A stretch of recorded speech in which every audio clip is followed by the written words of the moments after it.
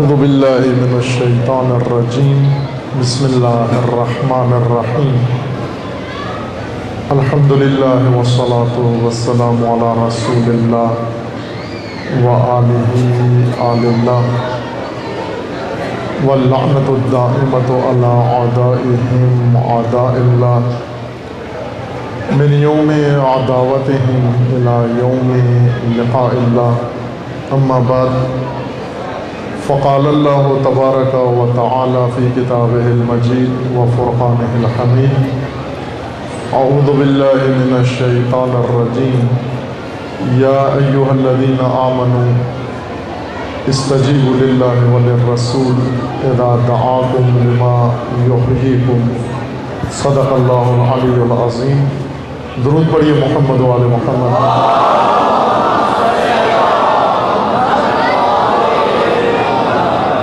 خداوند تبارک و تعالی تمام مومنین کو اپنے حفظ و امان میں محفوظ فرمائے۔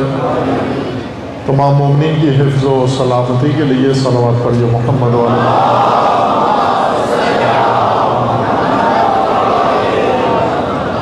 ایام ولادت با سعادت پیغمبر اکرم نبی خاتم رسول اعظم حضرت محمد مصطفیٰ صلی اللہ علیہ وآلہ وسلم، آپ تمام مومنین کرام و تمام ملت اسلامیہ و تمام پیروان رسالت و ولایت کو مبارکباد عرض ہے۔ اور اسی طرح یہ ایام ولادت با سعادت جو موسوم ہیں وہ منسوب ہیں ایام وحدت مسلمین سے۔ یہ ایام وحدت و اتحاد بھی آپ تمام مومنین کرام و تمام مسلمین کو تبریک و تہنیت عرض ہے، اس دعا کے ساتھ کہ خداوند تبارک و تعالی اس مولود عظیم کے طفیل و ان ایام مبارک کے صدقے تمام ملت اسلامیہ میں و بالخصوص ملت پاکستان میں اتحاد و اتفاق قائم فرمائے انشاءاللہ۔ عزیزان، یہ ایام پربرکت و باسعادت جس میں خداوند تبارک و تعالی نے اپنی سب سے بڑی نعمت مومنین کو عطا فرمائی، اور قرآن مجید میں ارشاد فرمایا لقد من اللہ علی المؤمنین اذ بعث فیہم رسولا من انفسہم یتلو علیہم آیاتہ ویزکیہم ویعلمہم الکتاب والحکمہ وإن كانوا من قبل لفی ضلال مبین۔ عظیم ترین احسان و عظیم نعمت خدا کی مومنین کو اللہ تعالیٰ نے عطا فرمائی، اور وہ نعمت بعثت رسالت ہے۔ یہ ہدیہ خاتمیت جو بشریت کی ہدایت و نجات کے لیے و انسانیت کی بقا کے لیے اللہ تعالیٰ نے عطا فرمایا، ساتھ ہی مومنین کو حکم دیا کہ یہ رسول، یہ ہدایت کا سرچشمہ جو اللہ نے آپ کی طرف ارسال کیا ہے، آپ ان کی آواز پر لبیک کہو، یا ایھا الذین آمنوا استجیبوا للہ وللرسول، اے وہ لوگوں جو ایمان لائے ہو، لبیک کہو دعوت خدا پر اور دعوت رسول خدا پر۔ اذا دعاکم لما یحییکم، جب وہ تمہیں بلائیں حیات کی طرف، نجات کی طرف و بقا کی طرف، سربلندی و سرفرازی کی طرف۔ آج ہم جشن و سرور و خوشی منعقد کر رہے ہیں پوری دنیا کے اندر و بالخصوص پاکستان کے اندر۔ عاشقان رسول اللہ محافل جشن و سرود و محافل نعت و میلاد برپا کر کے خوشحال ہیں، اور ہم آمد رسول اللہ پر جشن منا رہے ہیں، چراغاں کر رہے ہیں، محفلیں سجا رہے ہیں۔ لیکن یہ دیکھنا ہے کہ جس ہستی کی آمد پر امت خوش ہے، امت کی حالت پر آیا وہ ہستی بھی خوش ہے یا نہیں ہے؟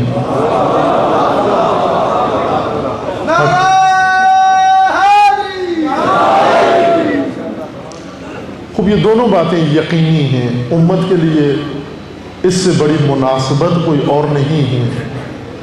وہ ہدیہ جو اللہ تعالیٰ نے امت کو و مومنین کو عطا فرمایا، یعنی ذات گرامی ہے پیغمبر اکرم صلی اللہ علیہ وآلہ وسلم، ان کی آمد پر ہی خوشی جچتی ہے، وہ خوشی منانا چاہیے، وہ جشن و سرور کا اظہار کرنا چاہیے۔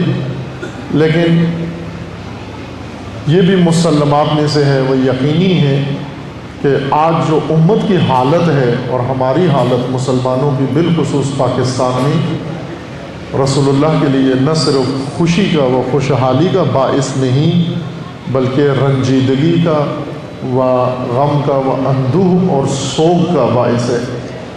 ہم سوگوار ہوں یا نہ ہوں، لیکن جب پاکستان میں ہر روز 20 لاشیں، 100 لاشیں، 50 لاشیں امت رسول میں سے اٹھائی جاتی ہیں تو یقیناً رسول اللہ کے لیے خوشی کا سما نہیں ہے۔ عزیزان، کیوں آج امت ان مصائب کا شکار ہوئی اور ان مشکلات کا شکار ہوئی، اور آج جو دن دیکھنا پڑ رہے ہیں ہمیں، جو پاکستان میں بالخصوص اور پوری دنیا میں بالعموم امت مسلمہ دیکھ رہی ہے؟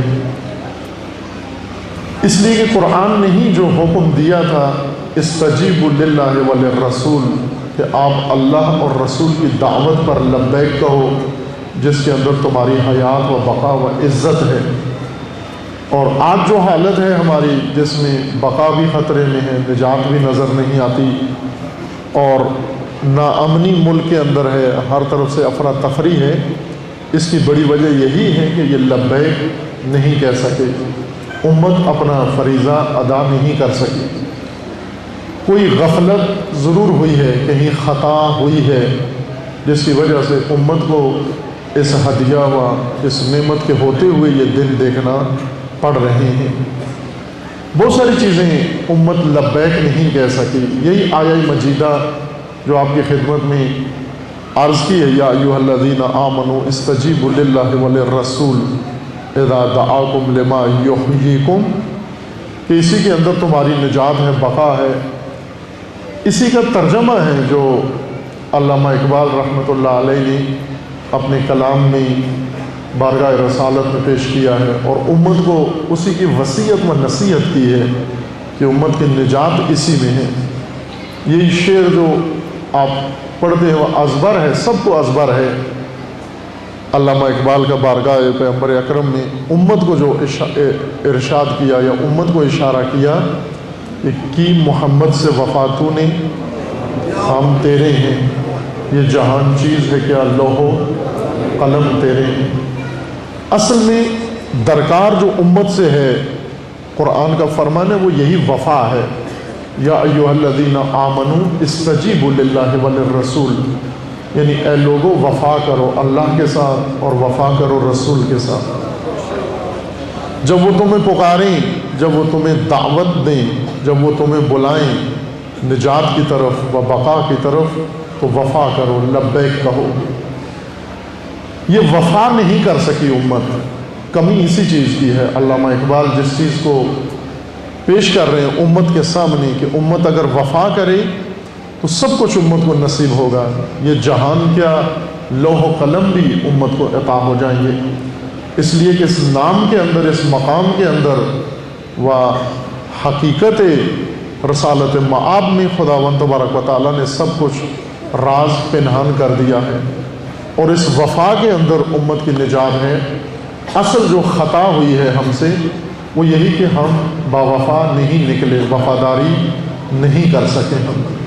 ہم عقیدت مند ضرور ہیں رسول اللہ کے، ہمیں محبت ہے، لیکن وفا کے تقاضے پورے نہیں کر سکے۔ آج آپ توجہ فرمائیں کہ لوح و قلم تو ہمارے ہاتھ میں نہیں، یہ جہان بھی ہمارے ہاتھ میں نہیں، یہ پاکستان بھی ہاتھ سے جاتا ہوا خدا نخواستہ لگ رہا ہے کہ جن کے اختیار میں لوح و قلم ہونے چاہیے تھے، یہ جہان پورا خدا نے ان کے لیے بنایا تھا، ان سے اپنا ملک بھی آپ سے نکلتا جا رہا ہے۔ اور علامہ ہی کے فرمان کے بقول جو شکایت و شکوہ پیش کیا بارگاہ رسالت مآب میں کہ اے باد صبا کملی والے سے جا کہیو پیغام میرا، قبضے سے امت بیچاری کے دین بھی گیا، دنیا بھی گئی، کہ اے باد صبا، اے نسیم صبح، کملی والے کو، میرے نبی کو، رسول کو یہ پیغام پہنچا دے تو جا کر کہ آپ کی امت کے قبضے سے، اس کے اختیار سے دین بھی نکل گیا اور دنیا بھی نکل گئی، سب کچھ اس کے ہاتھ سے نکل گیا، دین و دنیا دونوں گنوا بیٹھی ہے یہ امت۔ اور آج آپ پاکستان کے اندر غور کریں، کیا چیز امت کے ہاتھ میں آج موجود ہے؟ دین اس کے ہاتھ میں موجود ہے، دنیا آپ کے پاس موجود ہے۔ آج یہی جب سے ہم آئے تو سنا کہ کہہ رہے تھے کہ تعجب کے ساتھ سیالکوٹ میں پہلی دفعہ بجلی نظر آ رہی ہے اس ٹائم پر۔ وہ کہہ رہے تھے اصل ہوتی نہیں، بجلی نہیں ہوتی یہاں پر۔ شاید یہ آنے والی ہمارے بچے صرف کتابوں میں پڑھیں گے کہ کسی زمانے میں بجلی بھی ہوتی تھی، جس طرح تاریخ کے واقعات پڑھتے ہیں کہ ڈائناسور ہوتے تھے۔ تاریخ میں آج کل کتابوں میں آتا ہے تذکرہ کہ گزشتہ زمانوں میں کئی ہزار سال پہلے یا کئی ملین سال پہلے زمین پر ایک مخلوق ہوتی تھی ڈائناسور کے نام سے، بڑے بڑے جانور عظیم الجثہ جو منقرض ہو گئے، ختم ہو گئے، اور آج ان کے ڈھانچے ان کے ملتے ہیں، فوسلز ان کی ملتی ہیں۔ اور اسی طرح پاکستان کے آئندہ آنے والی نسلوں کو کتابوں میں لکھا جائے گا کہ فلاں صدی میں پاکستان میں بجلی بھی ہوا کرتی تھی، پھر وہ پوچھیں گے اپنے ٹیچر سے کہ بجلی کس چیز کا نام ہے۔ عزیز من، اس قدر یہ ملک دیکھیں بنیادی ضرورتوں سے محروم ہوتا چلا جا رہا ہے۔ آپ پہلے سی این جی لگائی، اب کہا کہ سی این جی بند ہونے والی ہے، سی این جی گاڑیوں والے انجن اپنے چینج کر دیں، اور آئندہ پاکستان میں سی این جی گاڑی ممنوع قرار دی جائے گی، چالان ہوگا اس کا، نہیں ہونی چاہیے۔ کیوں یہ ہو گیا ہے کہ بنیادی ضروریات زندگی اس امت کے ہاتھ سے نکلتی جا رہی ہیں۔ امن و امان جسے قرآن مجید نے بڑی نعمت قرار دیا ہے کہ ایک امت کے ارتقاء کے لیے، ترقی کے لیے، بقا کے لیے، نجات کے لیے، تعلیم کے لیے، تربیت کے لیے امن و امان کی ضرورت ہے۔ اگر امن و امان نہ ہو وہ ملت کہیں بھی نہیں پہنچ سکتی۔ امن و امان اور سلامتی اس سرزمین سے اٹھا لی گئی ہے، اٹھ گئی ہے۔ عزیزان، دیانت، امانت اس سرزمین میں اب شاید کتابوں میں تذکرے ملے کسی جگہ پر دیانت و امانت کے۔ کیوں دین و دنیا دونوں اٹھ گئے اس سرزمین سے؟ اصل میں سزا جو ہمیں مل رہی ہے، اس بے وفائی کی سزا مل رہی ہے۔ ہم محمد سے وفا نہیں کر سکے، یہ بے وفائی کی سزا ہے اس ملت کو جو مل رہی ہے۔ عزیزان، ہم نے ہر ایک سے وفا کی، لیکن جس سے کرنی تھی وفا اس سے نہیں کر سکے ہم۔ علامہ اقبال نے ایک اور شعر فارسی میں، ایک اور فارسی گو شاعر کا شعر اپنے کلام میں لکھا ہے، اس کو زمینہ قرار دیا ہے شعر فارسی کو اپنی نظم کے لیے۔ وہ بہت خوبصورت شعر ہے کہ وفا آموختی ازما نثار دیگران کر دی، ربودی گوہری ازما بیکار دیگران کر دی۔ اس شعر کا مطلب یہ ہے، مضمون یہ ہے اس کا کہ تم نے ایک گوہر ہم سے لیا تھا، لیا ہم سے تھا تم نے، لیکن اس کو لٹایا کسی اور کے اوپر جا کر۔ اور وفا تم نے سیکھی ہم سے تھی، لیکن کی کسی اور کے ساتھ جا کر۔ وفا آموختی ازما، ہم سے تو نے وفا سیکھی تھی، ہم معلم وفا تھے تیرے لیے۔ وفا آموختی ازما نثار دیگران کر دی، کسی اور کے ساتھ تم نے یہ وفا کر دی۔ ربودی گوہری ازما بیکار دیگران کر دی، دوسروں کو جا کر تم نے یہ گوہر عطا کر دیا۔ سب سے بڑی خطا جو مسلمانوں سے، امت اسلامیہ سے سرزاد ہوئی، تمام امت سے سرزاد ہوئی، وہ یہ کہ رسول اللہ سے وفا نہیں کر سکے۔ یہ گوہر جو رسول اللہ نے دیا تھا اسے سنبھال نہیں سکے اور اسے لٹا بیٹھے۔ آپ کو معلوم ہے کہ ہندوستان پوری تاریخ بر صغیر کی، قدیم ہندوستان، تقسیم سے پہلے کا ہندوستان بر صغیر، جس پر ساری دنیا نے حملے کیے ہیں، منگولوں نے ان پر حملے کیے ہیں، ترکوں نے اس پر حملے کیے ہیں، افغانوں نے اس پر حملے کیے ہیں، ایرانیوں نے اس پر حملے کیے ہیں، ہر قوم چنگیزی ہو، مغل ہو، تاتار ہو، بربر ہو، فلاں و فلاں، کوئی قوم تاریخ میں ایسی نہیں ہے جس نے ہندوستان پر حملہ نہ کیا ہو۔ آخر کیا کشش تھی ہندوستان کے اندر کہ اپنی سرزمینیں چھوڑ کر چین سے چنگیز خان اٹھا، پاکستان پہ حملہ کیا، ہندوستان پہ حملہ کر دیا۔ تیمور لنگ، یہ لنگڑا تیمور، لنگ لنگڑے کو کہتے ہیں، تیمور یہ لنگڑا لنگ، یہ اٹھا مثلا تاتارستان سے اٹھا، ازبکستان سے، اور آ کر اس نے ہندوستان پہ چڑھائی کر دی۔ مثلا زہر الدین بابر کہاں سے اٹھا اور آ کر ہندوستان پہ چڑھائی کر دی۔ یہ مسلمانوں کے میں نام لے رہا ہوں۔ اسی طرح اب آخری حملہ ور ہندوستان کی سرزمین پر یا بر صغیر پر انگریز تھے، برطانیہ۔ اب ان کو کیا نظر آتا تھا اس سرزمین پر جو فوجیں لے کر اور حملے کرتے تھے اس سرزمین پر؟ ان کو یہاں ایسے گوہر و ایسی ثروت و سرمایہ نظر آتا تھا جس کو لوٹنے کے لیے آتے۔ اب میں وہ ساری داستان نہیں دہراتا ان حملہ وروں نے کیا دیا اور کیا لیا، صرف ایک، آج برطانوی ملکہ کے تاج کے اندر جو ہیرا جڑا ہوا ہے، دنیا کا قیمتی ترین ہیرا، یہ چوری کا ہیرا ہے، یہ چوری کا ہیرا ہے، اور چرایا گیا آپ کی سرزمین سے۔ یہاں سے چرا کے یہ ہیرا لے گئے، اپنے تاج میں سجا کے ملکہ اور کنگ بن کے بیٹھے ہوئے انہی مسلمانوں پر حملہ کر رہے ہیں، انہی مسلمانوں کے اوپر حکومت کر رہے ہیں۔ چوری کے تخت پر بیٹھ کر، چوری کا تاج پہن کر، اور چوری کی ملکہ بن کر، اور چوری کی شہنشاہیت بنا کر، امپرر بنا کر انہی مسلمانوں کے اوپر حملہ آج حکومت کر رہے ہیں۔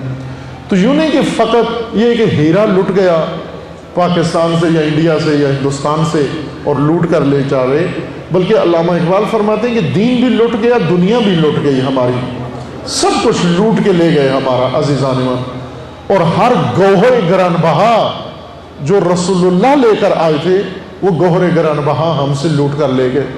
سب سے قیمتی گوہر جو لوٹ کے امت سے لے گئے وہ وحدت ہے، امت سے وحدت کا موتی لوٹ کر لے گئے، گوہر لوٹ کر لے گئے۔ آج یورپ یونین بن گیا ہے اور مسلمان فرقوں میں بٹ گیا ہے۔ یورپ میں کتنے ملک تھے آپ جانتے ہیں؟ 25-30 ملک مل کر یونین بنا رہے ہیں، یونین یعنی متحد۔ یہ جو دشمن ہیں ایک دوسرے کے، ایک دوسرے کو قبول نہیں کرتے، یہی جو ایک دوسرے کے دشمن تھے، ہٹلر برٹش کا دشمن تھا، برٹش جرمن کا دشمن تھا، جرمن رشین کا دشمن تھا، رشین اسپینش کا دشمن تھا، یہ اٹالیا کا دشمن تھا، وہ فلاں کا دشمن تھا۔ سب کے بیڑیوں کی طرح، بھوکے بیڑیے کی طرح، بھوکے بیڑیوں کی ایک خصوصیت یہ ہوتی ہے کہ اگر ان کو شکار نہ ملے تو ایک دوسرے کو نوچنا شروع کر دیتے ہیں۔ بیڑیے اس طرح سے کرتے ہیں۔ یہ گدے، اگر آپ دیکھیں گدے جب اکتا جاتے ہیں، نظام دیکھیں گدوں کا، جب اکتا جاتے ہیں گدے خدمت کر کر کے انسان کی، اور بورے اور وزن اٹھا کے گدے جب تھک جاتے ہیں، اپنی تھکاوٹ کا اعلان ایک گدہ ایک دوسرے کو کاٹنے سے کرتے ہیں، گدے ایک دوسرے کو کاٹنا شروع کر دیتے ہیں۔ یہ ان کی اکتاہٹ اور تھکاوٹ کا اعلان ہے کہ جن پر سواری لی جاتی ہے، وزن لادا جاتا ہے، یہ ایک دوسرے کو کاٹنا نوچنا شروع کر دیتے ہیں۔ بیڑیے بھوکے ہو جاتے ہیں خزاں کے موسم میں، سردیوں میں جب زمین پہ کچھ بھی نہیں ہوتا ان کے لیے، تو ایک دوسرے کو کھانا شروع کرتے ہیں۔ یہی یورپین بیڑیے تھے، اور ان بیڑیوں نے ایک دوسرے کو نوچا، جنگ عظیم لڑی، جنگ عظیم دوم لڑی۔ ہماری کتابوں میں لکھا یہ جنگ عظیم ہے، یہ جنگ عظیم ہے، یہ ورلڈ وار ہے۔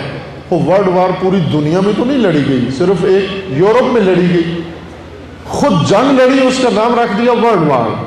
یہ جنگ عظیم نہ، یہ جنگ حقیر تھی، پست جنگ تھی، یہ جنگ عظیم نہیں تھی، یہ پست جنگ تھی۔ بیڑیے آپس میں لڑ رہے تھے، یہ جنگ عظیم نہیں تھی۔ جنگ عظیم کون سی ہے؟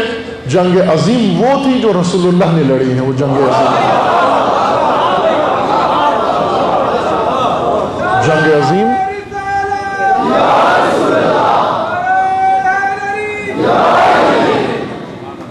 جنگ عظیم وہ ہوتی ہے جو جس جنگ کے بعد ایک ظالم سرنگون ہوتا ہے۔ جنگ عظیم حضرت ابراہیم نے لڑی ہے، جنگ عظیم حضرت موسیٰ نے لڑی ہے، یہ ترجمے ہماری کتابوں میں سلیبس، یہ فضلاتی نظام، یہ پاکستان کے اندر فضلاتی نظام ہے، یہ برطانیہ کا فضلاتی نظام ہے، فضلہ ہے برطانیہ کا جو چھوڑ گیا ہے انڈیا پاکستان میں۔ آپ کی سیاست فضلاتی، آپ کی عدالت کا نظام فضلاتی، یہ برطانوی نظام ہے سارا۔ یہاں قانون دان بیٹھے ہوں گے، یہ سب کا سب، یہ بچوں کو ذرا کنٹرول کریں، یہ سارا قانون آپ کا عدالتی قانون برطانوی قانون ہے۔ مسلمان مملکت کے اندر، میرے اور آپ کی مملکت کے اندر قانون برطانیہ کا قانون ہے، تعلیمی نظام برطانیہ کا تعلیمی نظام ہے، سیاسی نظام برطانوی سیاسی نظام ہے، اجتماعی نظام برطانوی سیاسی نظام ہے۔ یہ آئی یہاں پر حکومت کر کے اپنا فضلہ چھوڑ کے چلے گئے یہاں پر، اور ہم اسی فضلے میں پی ایچ ڈی کر رہے ہیں اور اسی فضلے میں ڈگریاں لے رہے ہیں اور اسی میں ہم لیبر بن رہے ہیں اور فضلاتی نظام میں کیا سے کیا کر رہے ہیں۔ عزیزان، ہمیں متوجہ رہنا چاہیے کس نظام میں ہم زندگی بسر کر رہے ہیں۔ اس فضلاتی تعلیمی نظام میں اپنا فضلہ ڈال کے چلے گئے ہیں۔ کیا ڈال کے چلے گئے ہیں؟ ہمارے بچوں کو کیا کہتے ہیں کہ جنگ بدر اور جنگ احد کتابوں سے نکال دو کہ اس سے دہشت گردی پھیلتی ہے، اور اس کی جگہ پر جنگ عظیم اول و جنگ عظیم دوم کے ذکر کرو۔ اس سے کیا پھیلتا ہے؟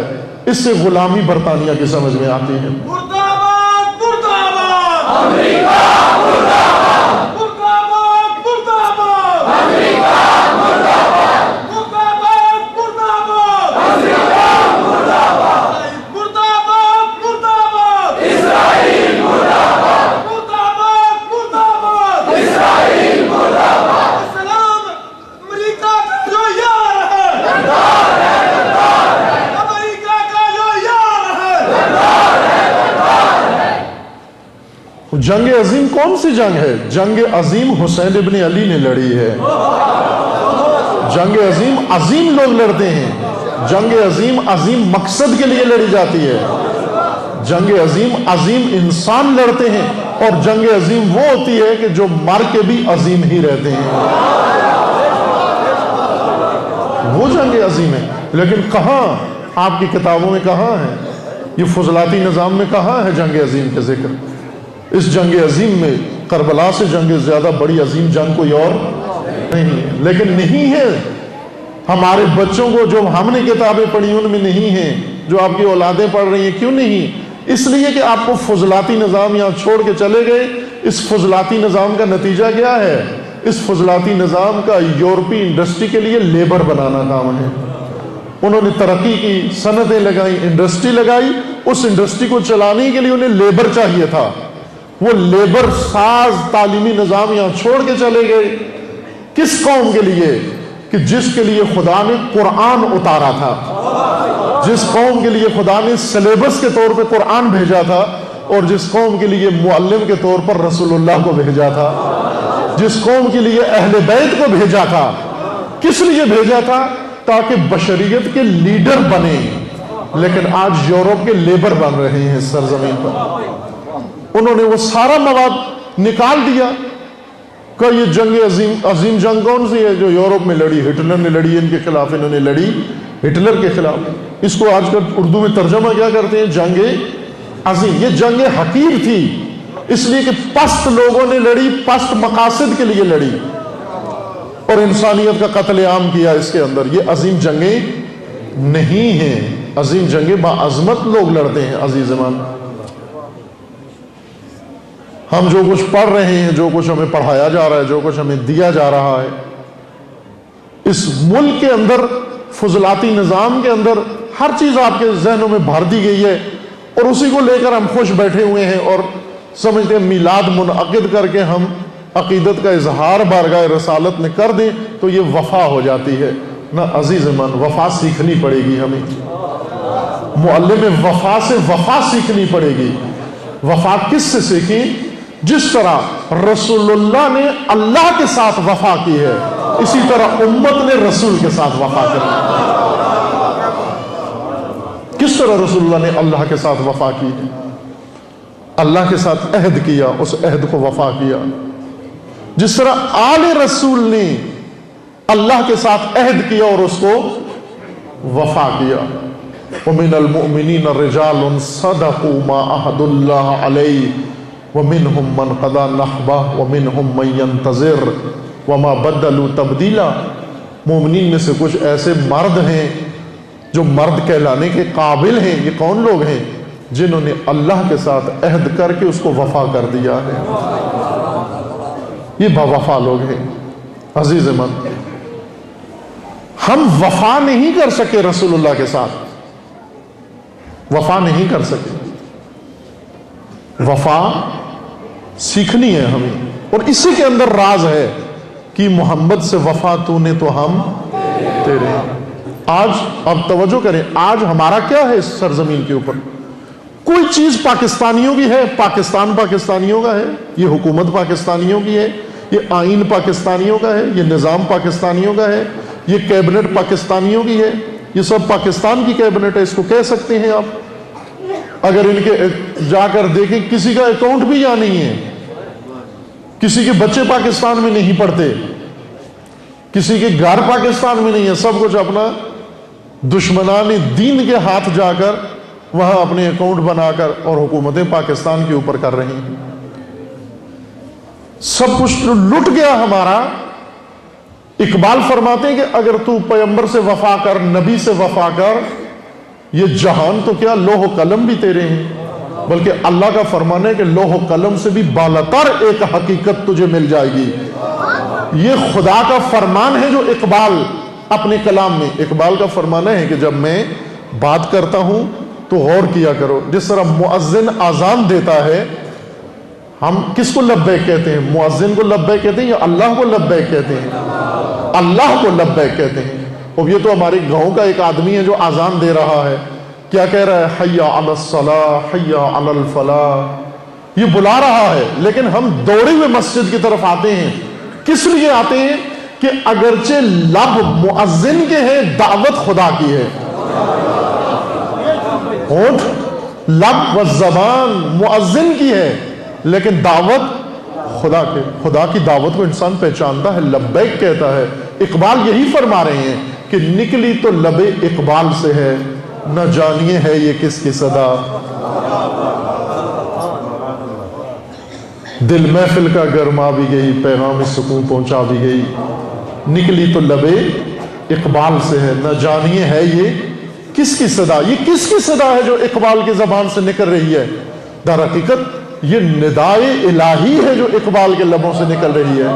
کیا فرما رہے ہیں؟ کہ کی محمد سے وفا تو نے تو ہم تیرے ہیں۔ اللہ فرما رہا ہے کہ تو اگر محمد سے وفا کر، میں خدا تیرا ہو جاؤں گا۔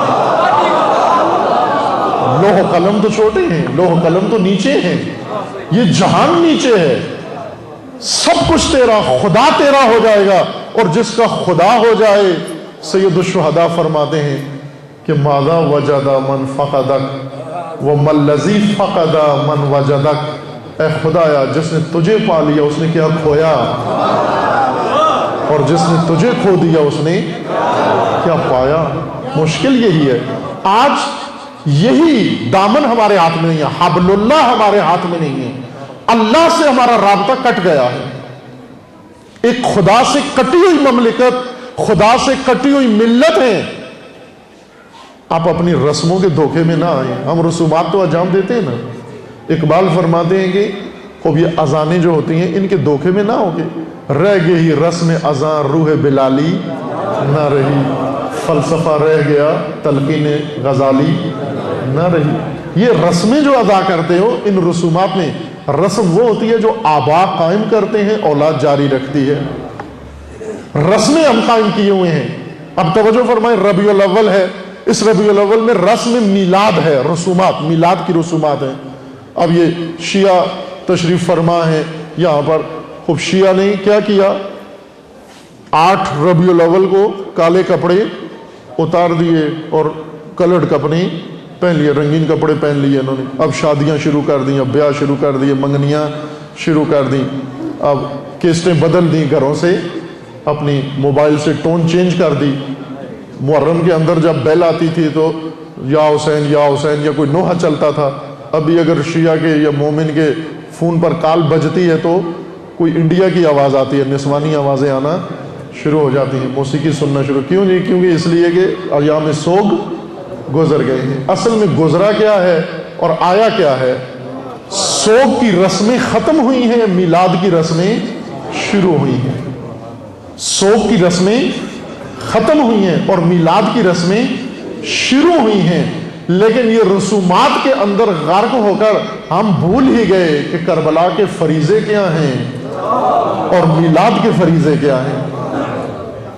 اگر یہ فریضے و ذمہ داریاں ادا ہوتی، ربیع الاول کا فریضہ کیا تھا؟ آج کی دنیا کی توقع کیا تھی؟ کیا امت اسلامیہ سے کس چیز کی توقع تھی؟ آج دشمن رسول اللہ، دشمن دین، دشمن خدا، عدو اللہ، یہ عدو خدا کیا توقع کر کے بیٹھا ہوا تھا کہ جب ربیع الاول آئے گا تو کیا ہوگا؟ دشمن خدا کو توقع تھی کہ جب ربیع الاول آئے گا تو یہ ملت، یہ عاشقان رسول، یہ سب کے سب میدان میں اتر آئیں گے رسول اللہ کی بے حرمتی کا انتقام لینے کے لیے. وہی نا بے حرمتی رسول اللہ کی. اس قدر توہین آمیز فلم بنائی گئی اور اس فلم کے جواب میں ہم ایک جمعہ رسومات ادا کر کے گھروں میں جا بیٹھے، اور جب واقعاً عشق رسول کا مہینہ آیا، جب وفا کرنے کا مہینہ آیا، یہ مہینہ وفا رسول کا مہینہ ہے ربیع الاول. کہاں ہونا چاہیے تھا اس ساری امت کو؟ اس ساری امت کو اس وقت یہ عہد کر لینا چاہیے تھا کہ پاکستان کے اندر یا امت وفادار رسول رہے گی یا گستاخ رسول کی امبیسی رہے گی. دونوں ایک ملک میں نہیں رہ سکتے. اگر دشمن رسول اس ملک میں ابھی تک جمع ہوا ہے، وہ ڈٹا ہوا ہے، وہ روز نئی تصویر اس ملک کے سیاست بازوں کے ساتھ اخبار میں چھپواتا ہے. آپ نے دیکھا امریکی سفیر روزانہ ایک نئی تصویر کے ساتھ، کبھی کسی داڑھی والے کے ساتھ بیٹھا ہوتا ہے، کبھی کسی کلین شیو کے ساتھ بیٹھا ہوتا ہے، کبھی کسی شیعہ کے ساتھ بیٹھا ہوتا ہے، کبھی کسی سنی کے ساتھ بیٹھا ہوتا ہے. کیا پیغام دے رہا ہے ربیع الاول میں؟ ربیع الاول میں امریکی سفیر کے ساتھ چھپنے والی تصویروں کا میسج کیا ہے؟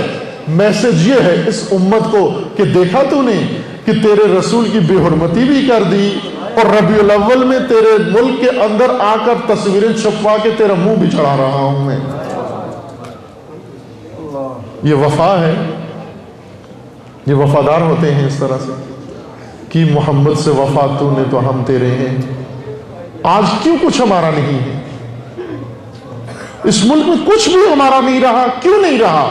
اس لیے کہ جس کے طفیل یہ سب کچھ ملا تھا اس کے ساتھ وفا نہیں.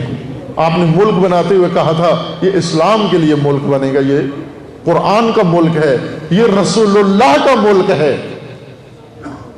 نام یہ لیا تھا تم نے، لیکن اس پر آ کر فضلاتی نظام، فضلاتی سیاسی نظام اس پر آ کر ٹھونس دیا تم نے. یہ وفا تھی رسول اللہ کے ساتھ کہ اسلام کا نام لے کر تم نے ملک آزاد کروایا، اور اس اسلام کے نام پر آزاد شدہ ملک میں آ کر برطانیہ کا قانون رائج کیا. 60 سال سے 65 سال سے انگریز نظام کے تحت عدالتی فیصلے ہو رہے ہیں. یہی انگریزی فضلاتی نظام ہے کہ جس کے اندر پاکستان کا جسٹس و نان جسٹس و نان چیف جسٹس و چیف نان جسٹس یہاں پر یہ موٹر سائیکل چوری کا 100 موٹر نوٹس لیتا ہے، ریپ کا نوٹس لیتا ہے، لیکن 100 لاشوں کا نوٹس نہیں لیتا ہی. اگر یہ قرآن کا نظام ہوتا، اگر یہ رسول اللہ کا نظام ہوتا،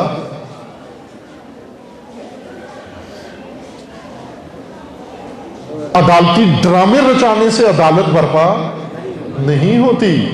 یہ کیسے مملکت ہے کہ جس میں ایک فرد احساس امنیت نہیں کر رہا، کوئی فرد احساس تحفظ نہیں کر رہا؟ یہ کیسی مملکت ہے؟ کیوں یہ حال ہو گیا عزیز من؟ قرآن مجید نے مثال دی ہے کہ اس قریہ کی مثال، اس آبادی کو نظر میں رکھو، اس سوسائٹی کو کہ جس کے اندر ایک تو کھانے کی نعمتیں خدا نے زیادہ کی اور دوسرا اس کے اندر امن و امان خدا نے عطا کیا، لیکن اس آبادی کے رہنے والوں نے امانت داری نہیں کی، وفا نہیں کی، شکر نہیں کیا. خدا نے یہ دونوں نعمتیں اٹھا لی. بھوک اور افلاس میں مبتلا ہو گئے اور ناامنی اور خوف و ہراس میں مبتلا ہو گئے. یہ خوف و ہراس خدا نے قرآن مجید میں اس آیت کے اندر اور اس قصے کے اندر فرمایا کہ یہ اللہ کی سزا ہے ان لوگوں کو جو نعمت خدا کا شکرانہ ادا نہیں کرتے. بے وفاؤں کی سزا ہے یہ. عزیز من، وقت ہے ابھی رسول اللہ سے وفاداری کا وقت آ گیا. مسلمان و اسلام نام ہی وفا کا ہے. جو بے وفا ہے مسلمان، لا دین لمن لا وفاء لہو، جو وفا نہیں رکھتا اس کا دین بھی نہیں ہے، اس کا ایمان بھی نہیں ہے. یہ وفاداروں کا وفاداری سکھاتا ہے دین. ہم رسومات سوگ و رسومات میلاد منا کر سمجھتے ہیں کہ بہت بڑا کام کر دیا ہم نے، رسومات بجا لائے. ابھی تو آبا کے قائم سلسلے ہم نے انجام دیے ہیں، انبیاء کے سلسلے بجا لانا ابھی باقی ہے. یہ جو محرم و سفر میں کیا ہے یہ اپنے آبا کا فریضہ انجام دیا ہے. سید الشہداء کی سیرت ابھی باقی ہے، امام حسین کی سیرت ابھی باقی ہے. کیوں؟ حسین کی سیرت یہ رسومات نہیں ہے، حسین کی سیرت یزیدیت کے خلاف قیام ہے. تو نے رسومات کے نوئے پڑھ لیے، رسومات کی عزاداری کر لی، رسومات کی تقریریں کر دیں، رسوماتی مجلسیں پڑھ دیں، رسوماتی گریہ کر لیا، رسوماتی آنسو بہا لیے، لیکن ابھی زینبی خطبے باقی ہیں، ابھی یزیدیت کو للکارنا باقی ہے، ابھی یزید زمان کو پہچاننا باقی ہے. ابھی تو رسومات سے ہی فارغ نہیں ہوئے ہم. کب حسینیت شروع ہوگی یہاں پر؟ ہم رسومات انجام دے کے سمجھیں کہ ہم نے سارا کچھ انجام دے دیا. رسومات کا اعلان بھی کرتے ہیں، الوداع یا حسین، الوداع کا باقاعدہ ماتم کرتے ہیں، نوحہ پڑھتے ہیں، سلام آخر پڑھتے ہیں. عین عاشور کے دن سلام آخر پڑھتے ہیں. کیا کہتے ہیں کہ اگلے سال اگر زندہ رہے تو پھر آئیں گے اور یہ عزاداری کا سلسلہ پھر شروع کریں گے، اگر زندہ نہ رہے تو یہ اپنا سلام آخر ہے. عزیز من، یہ کس وقت تو پڑھ رہا ہے؟ عاشور کے دن پڑھ رہا ہے. پہلے سن تو صحیح، ابھی عبداللہ مانگ کیا رہا ہے؟ وہ کربلا میں کھڑے ہو کر حال من ناصر ینصرنا کہہ رہی ہیں، کون ہے جو میری مدد کو آئے؟ وہ کربلا میں کھڑے ہو کر حال من مغیث یغیثنا کہہ رہی ہیں، کون ہے جو میری فریاد کو پہنچے؟ اور وہ کربلا میں کھڑے ہو کر کیا فرما رہے ہیں؟ حال من ذاب یذب عن حرم رسول اللہ، کون ہے جو میرے بعد حرمت رسول کا دفاع کرے، حرم رسول کا دفاع کرے؟ اور ہم اسی وقت کہتے ہیں کہ حسین یہ اپنا سلام آخر ہے. یہ کس چیز کا وقت ہے؟ یہ وفا کا وقت ہے. وفا کے وقت وفا کر. عزیز من، ہمیں دین سکھایا گیا لیکن دین کے اہم چیپٹر سینسر کر دیے گئے. ہم نے سینسرڈ دین پڑھا ہے، سینسر کر دیا گیا، سینسر شدہ دین. بہت ساری چیزیں سینسر کی گئی ہیں. ہر ایک کو جو چیز پسند نہیں آئی وہ اس نے سینسر کر دی. کچھ سرمایہ داروں کو پسند نہیں آیا، انہوں نے سینسر کر دیا. کچھ حکمرانوں کو پسند نہیں آیا، انہوں نے سینسر کر دیا. کچھ عوام کو پسند نہیں آیا، انہوں نے سینسر کر دیا. سینسر سمجھتے نا جی؟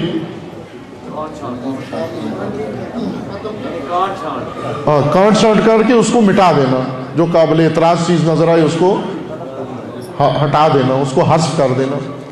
پہلے اس میں کانٹ چھانٹ کی گئی، کانٹ چھانٹ کر کے یہ بھی نکال دو، یہ بھی نکال دو، یہ بھی نکال دو، نکال دو. پیچھے کیا رہے؟ یہ رسومات ہیں، اس کی ترویج کرو. سینسر شدہ دین جو ہم نے پڑھا اس کے اندر بہت ساری چیزیں ہم تک پہنچی ہی نہیں ہیں. اس میں وحدت، کہ وحدت رکن دین ہے، وحدت رکن دین ہے. توجہ فرمائیں، دین کی بنیاد چند چیزوں کے اوپر ہے.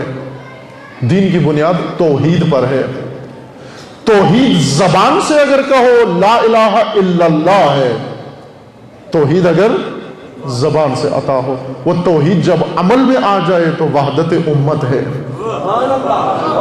وحدت امت توحید عملی ہے. تفرقہ کر کے اور پھر کہنا میں لا الہ الا اللہ، تو اقبال ہی کا فرمانا ہے، زبانی کہہ بھی دیا لا الہ تو کیا حاصل. اگر زبان سے لا الہ کہہ دیا تو کیا حاصل ہے؟ جب تو نے مسجد الگ بنا دی، تو نے الگ بنا دی، اس مسجد سے اس مسجد پہ حملہ، اس مسجد سے اس مسجد پہ حملہ، یہ گروہ الگ، وہ فرقہ الگ، اور ایک دوسرے کے خلاف دشمنی و نفرت پھیلا کر، اور تو بھی لا الہ وہ بھی لا الہ کہہ رہا ہے، زبانی کہہ بھی دیا لا الہ، تو کیا حاصل؟ دل و نگاہ جو مسلمان نہیں تو کچھ بھی نہیں۔ توحید عمل میں اور عمل میں لا، توحید عمل میں آئے، توحید جب عمل میں آئے وحدت امت کی شکل اختیار کر لیتی ہے۔ روایت میں ہے قرآن مجید میں کہ کعبہ کے 4 رکن ہیں، 4 کونے ہیں نا کعبہ کے، ہر کونے کا ایک نام ہے خاص کعبہ کے ارکان کا۔ انشاءاللہ اللہ تعالیٰ آپ کو زیارت نصیب فرمائے کعبۃ اللہ کی، حج کی و حج ابراہیمی کی خدا توفیق نصیب کرے، نہ چائنا حج کی۔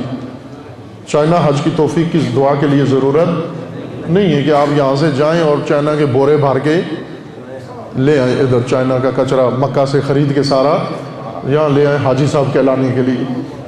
حج ابراہیمی جب انسان کر کے آتا ہے کہ اصل میں اقبال ہی کا فرمانا ہے کہ یہ دور اپنے براہیم کی تلاش میں ہے، یعنی ہر زمانہ اپنا ابراہیم تلاش کر رہا ہے۔ آج یہ سرزمین پاکستان و یہ زمانہ پاکستان کے اندر یہ صدی و یہ سال کس کی تلاش میں ہے؟ نہ ان خرکاروں کی تلاش میں ہے جن کو آپ ووٹ دو گے، ان کی تلاش میں نہیں ہے، ان سے زمین بھی پناہ مانگتی ہے، زمانہ بھی پناہ مانگتا ہے۔ یہ سرکاری خرکار سمجھ رہے ہیں کس کو کہتے ہیں؟ سرکاری خرکار یعنی جو قوم کو گدھا خر بنا کر اس کے اوپر باری باری بیٹھتے ہیں، ایک دوسرے کو گرا کے خود بیٹھنے کی کوشش کرتے ہیں، البتہ اس میں خود عوام کو بھی کہتے ہیں کہ بتا اب تیرے اوپر کون بیٹھے۔ پھر الیکشن ہوتا ہے، عوام تیاریاں کرتے ہیں، جا کر اپنے ہاتھ سے ووٹ ڈالتے ہیں کہ اس گدھے پر اس دفعہ یہ بیٹھے، یہی کام کریں گے نا ہم۔ یہ سرکاری خرکار، ان سے تو عوام، اس سے تو زمین و زمان پناہ مانگتے ہیں، ان کی آرزو نہیں ہے۔ پاکستان آج کسی کی تلاش میں ہے، کس کی تلاش میں ہے؟ پاکستان اپنے زمانے کی ابراہیم کی تلاش میں ہے۔ پاکستان کا ابراہیم پاکستان کو چاہیے، کیوں چاہیے؟ اس لیے کہ صنم قد ویران کرنے کے لیے، بت ویران کرنے کے لیے ایک بت شکن کی ضرورت ہے۔ یہاں جو تہذیب نویں کے بت ہیں، جو تہذیب کہن کے بت ہیں، جو آبائی بت ہیں، تہذیب کے بت ہیں، کلچر کے بت ہیں، سیاست کے بت ہیں، قومیت کے بت ہیں، قبائلیت کے بت ہیں، یہ اتنے بت کہ جن کے اندر دنیا انسانیت گم ہو گئی ہے۔ آج آپ بڑے بڑے شہروں میں جائیں، آپ بڑی بڑی بلڈنگوں میں جائیں، انسانیت گم ہو چکی ہے۔ آپ نیو یارک شہر میں جائیں، لندن میں جائیں، دبئی میں جائیں، اتنی بلند و بالا عمارتیں ہیں کہ ان عمارتوں کے اندر انسانیت گم ہو چکی ہے، صرف بلڈنگیں نظر آتی ہیں۔ آپ دیکھیں شہروں کے اندر یا گاڑیاں نظر آئیں گی یا بلڈنگیں نظر آئیں گی، ان کے اندر انسانیت نظر نہیں آتی۔ عزیز من، آج پاکستان کے اندر اتنے بت ہیں، اتنے بت بن چکے ہیں، ہر طرف سے مقدس و نامقدس بت ہیں کہ انسانیت گم ہو چکی ہے، مسلمان گم ہو چکا ہے۔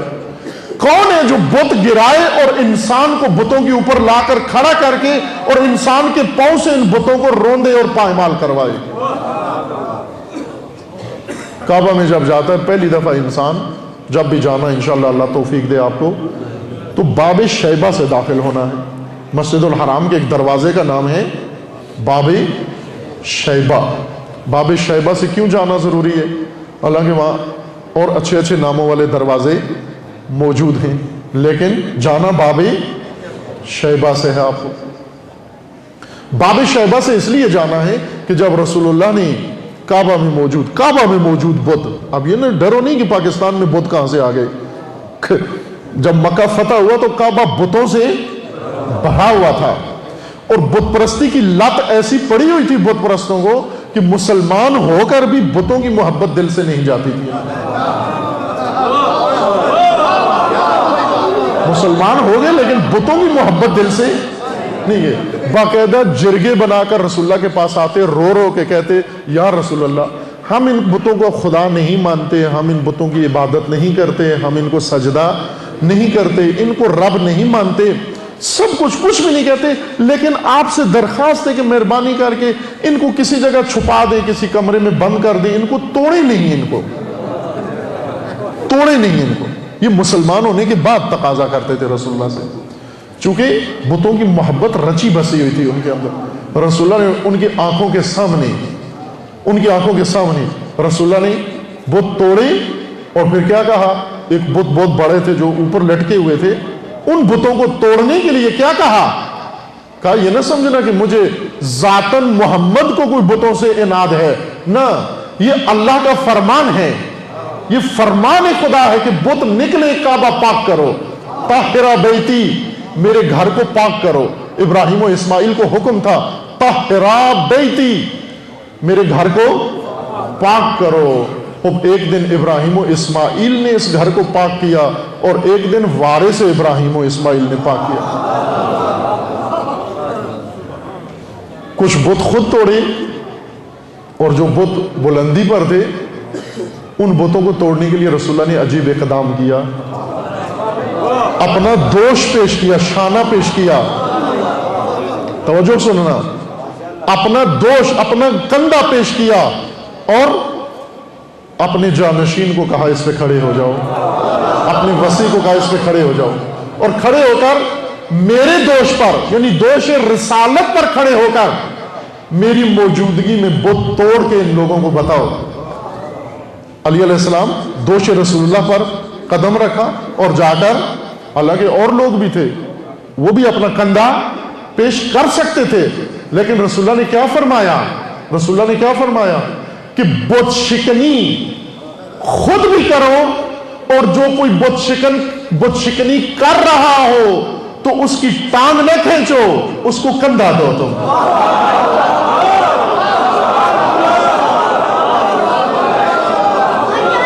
اگر کہیں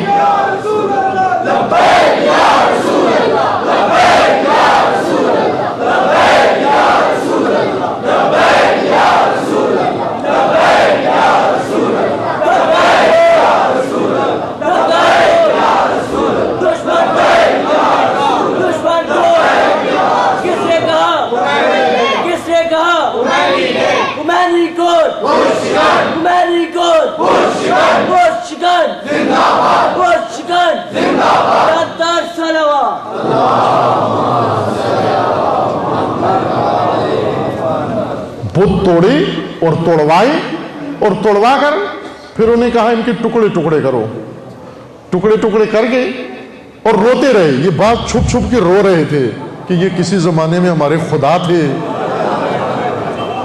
وہ رسول اللہ کو کہتے تھے کہ ان کو اینٹک پیس کے طور پر محفوظ رکھیں، تاریخ ہے ہماری یہ۔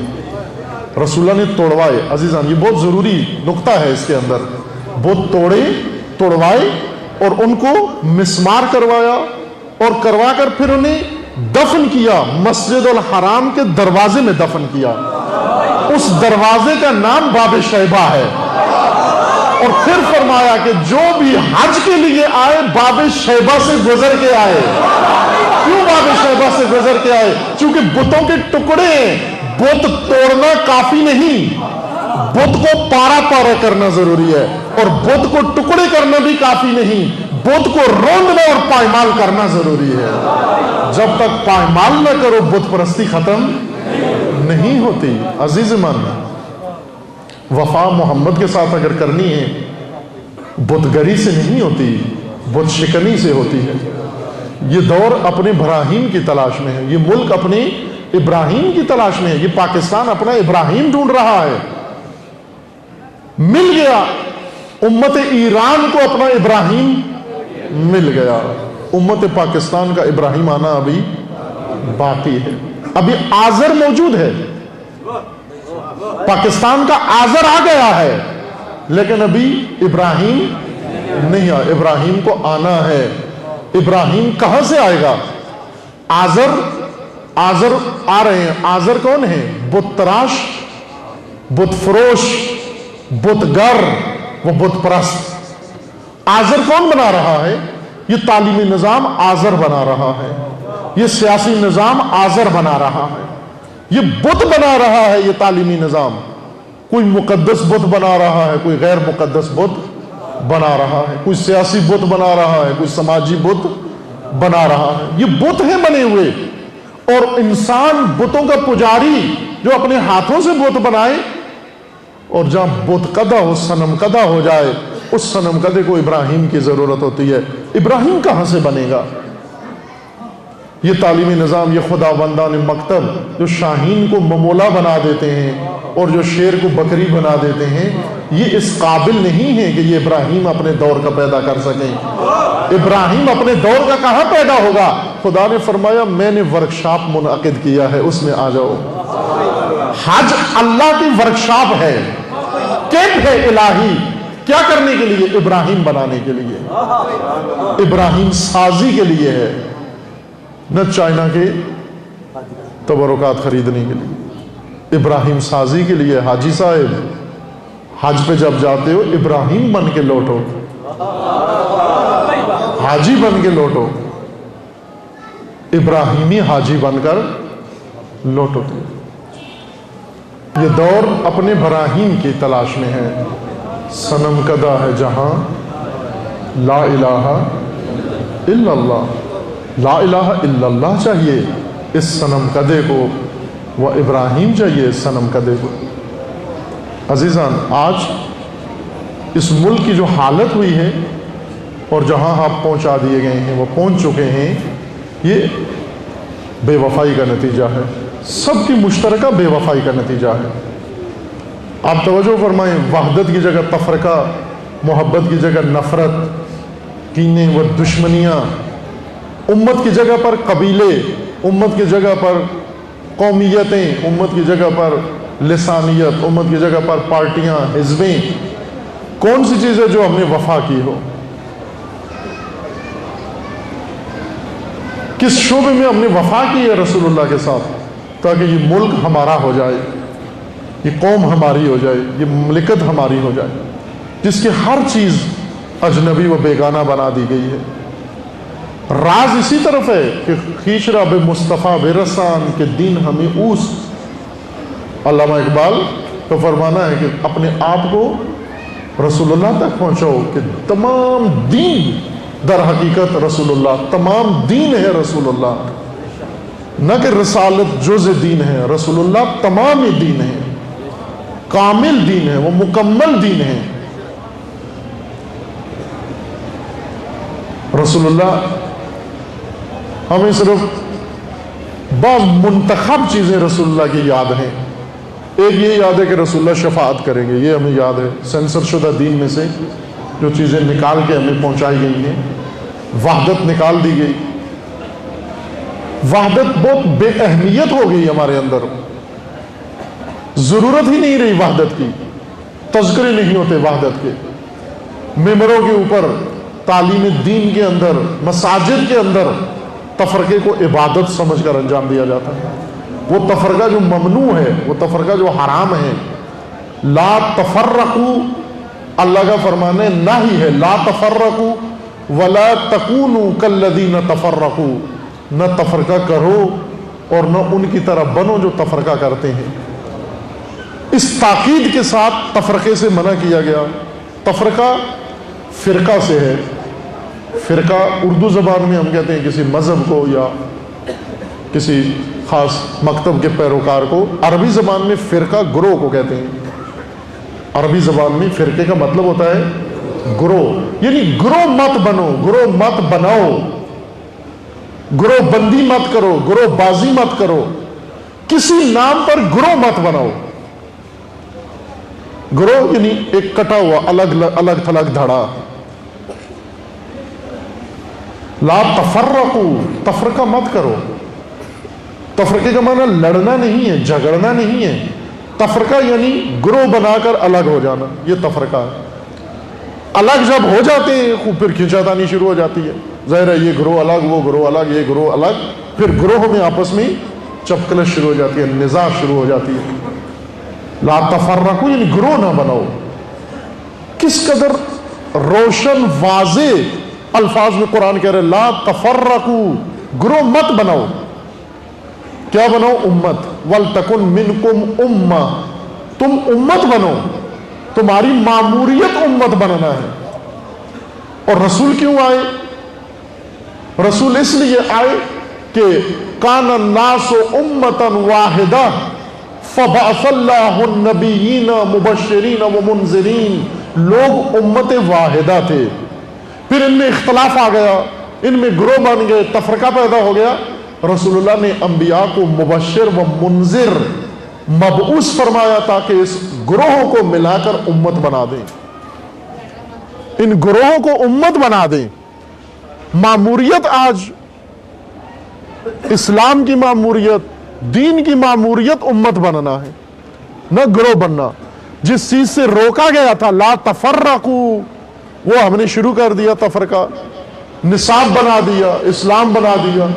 आज आप बहुत सारे दीनी मदारिस के अंदर जाएं, मुख्तलिफ मज़ाहिब और मुख्तलिफ फ़िरकों के मज़ाहिब में, मदारिस में जाएं, तफरके को बाकायदा तौर पर इबादत समझकर वहां बयान किया जाता है।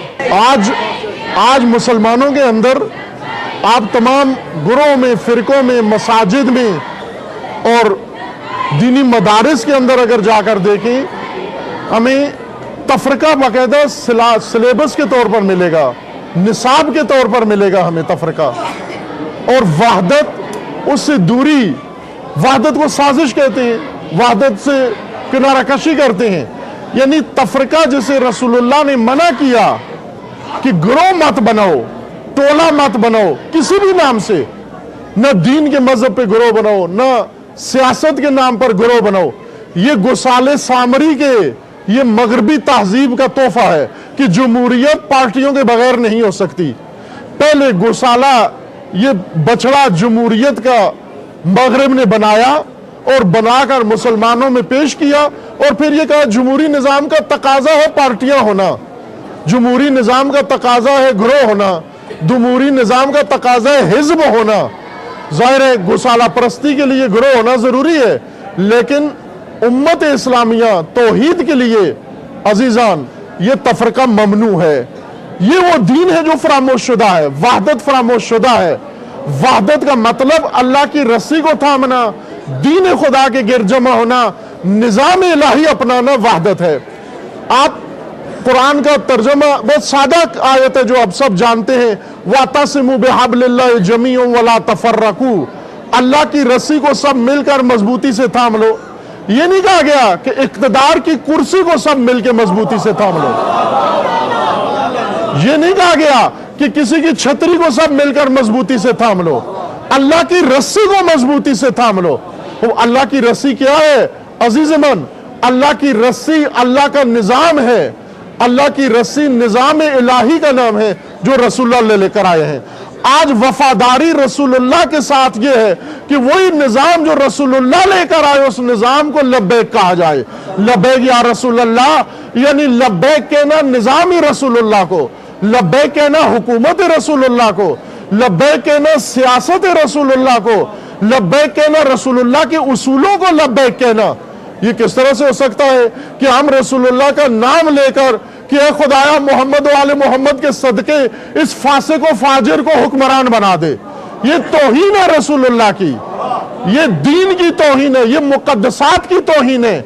आज हम देखें कि क्या मुसलमानों के अंदर बेगैरती पैदा हो गई कि रबीउल अव्वल का महीना है, रसूलुल्लाह की बेहुरमती करने वाले गुस्ताखों को सजा देने का वक्त था, लेकिन मुसलमान इस सामरी के बछड़े के पीछे चलने की तैयारियां कर रहे हैं, इलेक्शन की तैयारियां कर रहे हैं। फरीजा क्या था और कूद किसके अंदर गए? इस दमाल के अंदर कूद गए हैं। आज रसूलुल्लाह किस चीज की आरजू रखते हैं हमसे, किस चीज की तवक्को रखते हैं हमसे? मोहम्मद से वफा का तकाजा क्या है? आज मोहम्मद से वफा क्या चीज इंसान से तलब कर रही है? मोहम्मद से वफा का तकाजा यह है कि ये उम्मत अपने अंदर गिरोह खत्म करे, जो भी गिरोह किसी भी नाम पर बना हुआ है ये गिरोह खत्म करके उम्मत रसूल बनकर मैदान में आए और इन बेहुरमतियों की सजा दे, बेहुरमती करने वालों को। कौन कौन बेहुरमती कर रहा है? वो सब बेहुरमती कर रहे हैं जो उम्मत को तोड़ रहे हैं, जो उम्मत में गिरोह बना रहे हैं, जो उम्मत को निजाम रसूल से दूर करके نظام شیطان و نظام ابلیس کے پیچھے لے جانے کے لیے کوشاں ہیں. یہ سب کے سب بے حرمتی ہے رسول اللہ کی. عزیزان، محمد سے وفا کرو گے تو تمہارا سب کچھ ہو جائے گا. اگر محمد سے وفا کرو گے پاکستان تمہارا ہے. اگر محمد سے وفا کرو یہ نظام تمہارا ہے. اگر محمد سے وفا کرو یہ دنیا تمہاری ہے، یہ عاقبت تمہاری ہے، یہ آخرت تمہاری ہے. اور اللہ کا وعدہ ہے کہ اگر میرے رسول سے وفا کرو، میرے رسول کو لبیک کہو، میں تمہیں زمین کا وارث بنا دوں گا، میں تمہیں اس زمین کا امام بنا دوں گا. امامت کے لیے خدا نے تمہیں پیدا کیا ہے. اللہ کا فرمانا کیا. ہم کیا کہتے ہیں عموماً ایک جملہ جو بہت زیادہ سننے کو ملتا ہے ہمیں ایسے لوگوں سے جو مزاج کے تحت سارے کام کرتے ہیں. اس بات کو غور سے سننا ہے.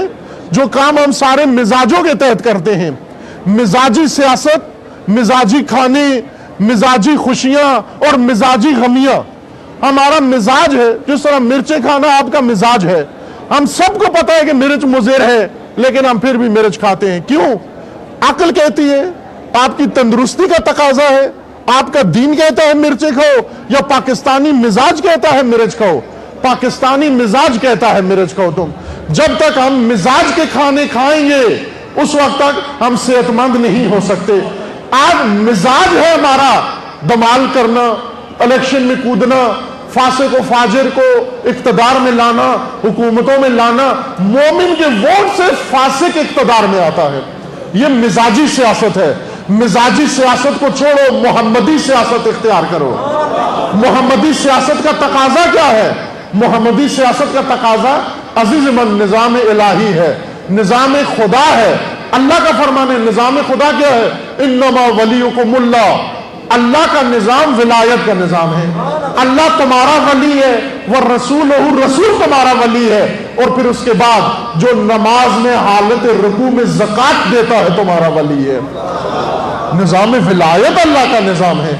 نظام ولایت کے لیے گروہ کی ضرورت نہیں ہے. جمہوریت کے گوسالی کے لیے گروہ کی ضرورت ہے. جمہوریت کہتی ہے تم امت کو بانٹو اور بانٹ کر پھر آپس میں مقابلہ کرو، کمپٹیشن کرو. پھر اس کمپٹیشن میں تم میں سے کوئی ایک آ جائے. یہ کتنا ناروا بے وفائی ہے کہ موسیٰ موجود ہے، ہارون موجود ہے اور امت سامری کے کہنے پر جا رہی ہے، امت بچڑوں کے پیچھے جا رہی ہے. یہی بے وفائی ہے جن نے بنی اسرائیل کو کیا کہا کہ یہ بنی اسرائیل جو خداوند تبارک و تعالیٰ کی طرف سے نعمتیں جن کو دی گئی تھی ان کے بارے میں خداوند نے فرمایا لعنَ بنو اسرائیل. ان بنی اسرائیل پر اللہ کی لعنت آ گئی اور ان بنی اسرائیل کے لیے فرمایا ضربت علیہم الذلۃ والمسکنہ. ذلت و رسوائی و بدبختی ان بنی اسرائیل کے لیے لکھ دی گئی ہے. کیوں لکھ دی گئی؟ اس لیے کہ موسیٰ کو چھوڑ دیا، تورات کو چھوڑ دیا اور ہارون کو چھوڑ دیا اور چل پڑے سامری کے پیچھے. آج وہی زمانہ ہے کہ امت رسول زبان سے نام رسول اللہ کا لیتی ہے لیکن جاتی سامری کے پیچھے ہے. سامری کے پیچھے یہ بچڑا سامری نے کھڑا کیا اور ہم گروہ بنا کر، ہمیں گروہ بنانے سے بھی روکا گیا، سامری کی پیروی سے بھی روکا گیا. ہمیں اللہ کے نظام کی طرف بلایا گیا تھا لیکن ہم رسول اللہ کا واسطہ دے کر ہم کہتے ہیں سامری کا بچڑا کامیاب ہو جائے، سامری کا بچڑا سامری کامیاب ہو جائے، سامری کامیاب ہو جائے رسول اللہ کا واسطہ دے کر. ایسے لوگوں کے لیے کیا کہا؟ اس نظام کا نام قرآن نے کیا رکھا؟ اس نظام کا نام قرآن نے رکھا سورہ جمعہ میں، جو ہر جمعہ کو آپ کو سنائی جاتی ہے. شیعہ و سنی یہ سنتا ہے یہ سورہ جمعہ کے دن. کیوں ہر جمعے کو امام جمعہ سنائے؟ ہر جمعے کو سنائے، بار بار سنائے. ہفتگی اور ویکلی طور پر تاکید کی گئی ہے کہ یہ سورہ و یہ آیت سنو. مثل الذین حملوا التوراۃ ثم لم یحملوها کمثل الحمار یحمل اسفارا. جن لوگوں کو اللہ نے آسمانی نظام دیا ہے، آسمانی کتاب نازل کی ہے، جن لوگوں کو اللہ نے رسول بھیجا ہے لیکن یہ پھر بھی نہ اس آسمانی کتاب کا نظام مانتے ہیں نہ اس رسول کا نظام مانتے ہیں، اور ان کی مثال گدھے کی مثال ہے. ان کی مثال گدھے کی مثال ہے. میں یہ کئی جگہ پر یہ اشارہ کیا ہے، سنا ہوگا آپ نے، اور یہ جملہ سمجھانا ضروری ہے عزیز من. پاکستان کی نجات کے لیے، ملت پاکستان کی نجات کے لیے اس ملت کی بیداری ضروری ہے. بیداری کس لیے؟ تاکہ یہ سارے مسئلے کو سمجھیں اور سمجھ کر اپنے ہاتھوں سے یہ سارے حجاب توڑیں، یہ ساری زنجیریں توڑیں، یہ سارے توق و رسیاں و بیڑیاں اتاریں اور یہ ملت اپنی آزادی کا اعلان کرے کہ ہم ایک آزاد مسلمان ملت ہیں، ہم غلام ملت نہیں ہیں۔ قرآن کہہ رہا ہے کہ جن کو آسمانی کتاب دی جائے اور آسمانی کتاب کے آئین پر عمل نہ کریں، ان کی مثال گدھے جیسی مثال ہے۔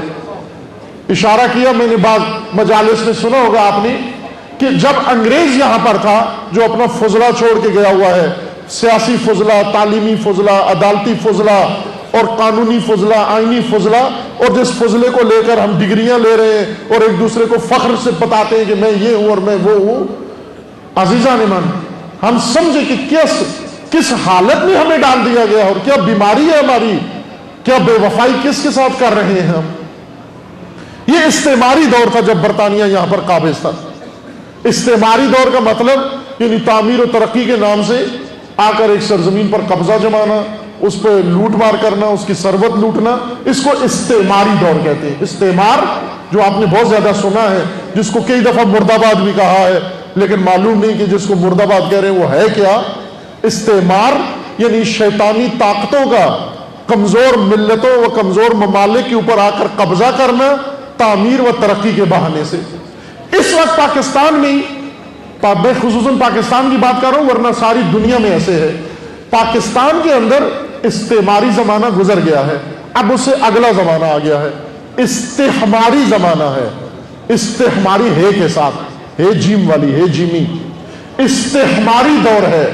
استحمار حمار سے ہے، حمار گدھے کو کہتے ہیں، حمار گدھے کو کہتے ہیں۔ استحمار یعنی قوموں کو گدھا بنانا، الو بنانا، بے وقوف بنانا اور اس گدھے پر سواری لینا، اس گدھے سے کام لینا اور اس گدھے کو کھانے کے لیے بھی کچھ نہ دینا۔